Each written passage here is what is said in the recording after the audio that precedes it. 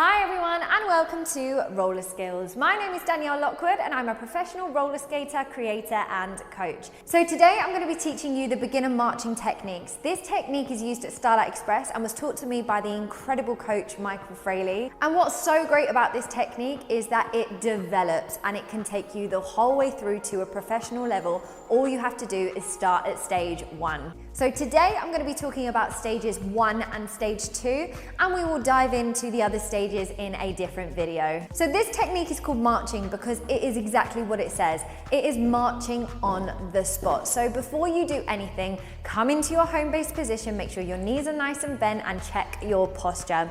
What I want you to do is literally keep your toes pointing straight forwards and march up and down on the spot. I want you to imagine that you have little strings attached to your knee and there's a little puppet master and someone is picking up your knee. So instead of it being kickback like this, you are literally lifting them up and down, getting used to taking your skates off of the floor. Once you are comfortable with this motion, I want you to start thinking of it as a steady beat. So try and keep it really consistent. If you're wondering where to pop your arms for balance, you can pop them in front of you or out to the side at shoulder level, or you can pop them on your hips to get them out of the way. So once we're ready with the motion and the rhythm, then we can add something in that is going to make us go forwards. You must be thinking, I'm literally standing on the spot, this isn't working. Well, this is where the magic comes in.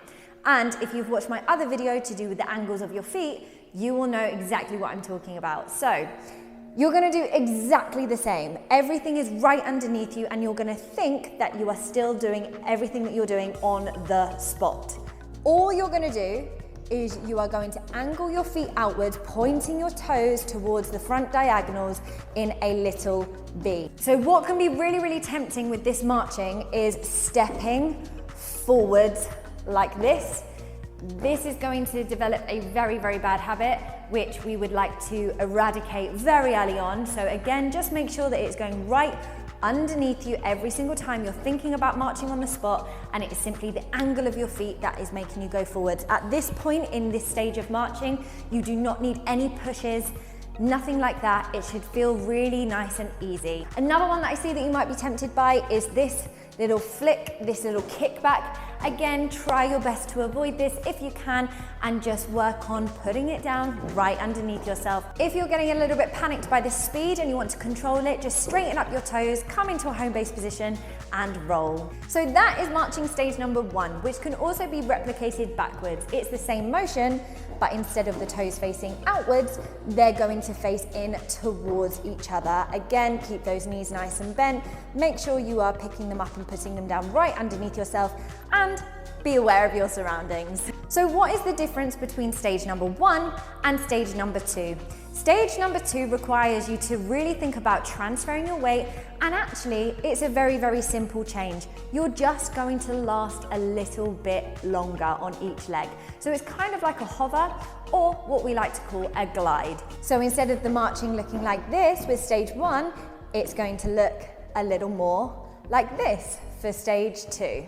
Again, you're just making sure that you are shifting your weight over from one side to the other. You're feeling strong in that nice little 1-foot balance just for a little second, enough for you to feel that really nice glide. You do of course have to keep angling your feet outwards to make sure that you do keep on going forwards with your stage 2 glide rather than popping them down parallel. And when you're practicing, it might be a nice idea for you to put the stages together just so that you get a bit of variety and you start to differentiate the stages. So it would look something like this.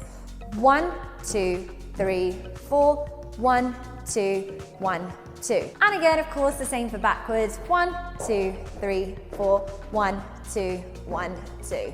So there we go. That is a nice little breakdown of stage 1 and stage 2 marching for you to work on both forwards and backwards. And like I said at the beginning of this video, there are more stages of marching and they will help you to develop to quite a strong, powerful, speedy skater.